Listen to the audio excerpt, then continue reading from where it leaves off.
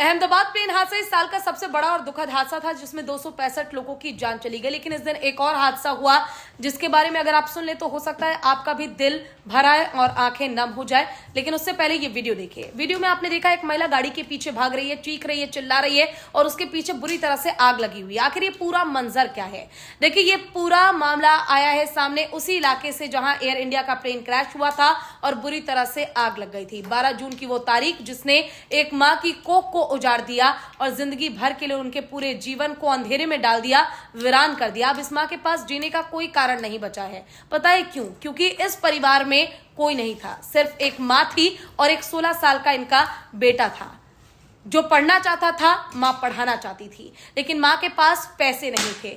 तो मां बेटे ने सोचा एक चाय की टपरी लगाते हैं, उसी से पैसा कमाएंगे और बेटे का भविष्य बनाएंगे। 12 जून की वो तारीख जब मां हर रोज की तरह अपनी चाय की टपरी पर चाय बना रही थी, बेटा टपरी के पास ही जमीन पर आराम फरमा रहा था, चैन की नींद ले रहा था, सोया हुआ था।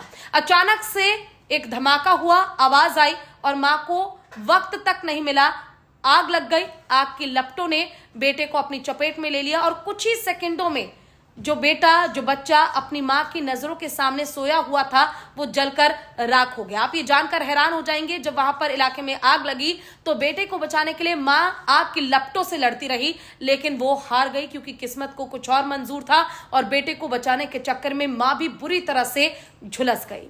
अब मां के पास न जिंदगी जीने का कोई कारण है, ना मुस्कुराने का कोई कारण है और ना अब अपना दुख बताने वाला कोई इंसान उसके पास बचा है।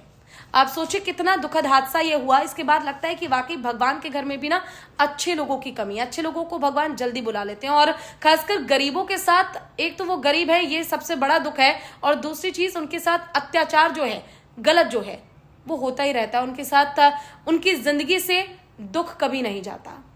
हालांकि अब मां की कोख हमेशा के लिए सूनी हो गई है और मां की आंखों में वो आंसू अब कभी नहीं सूखेंगे।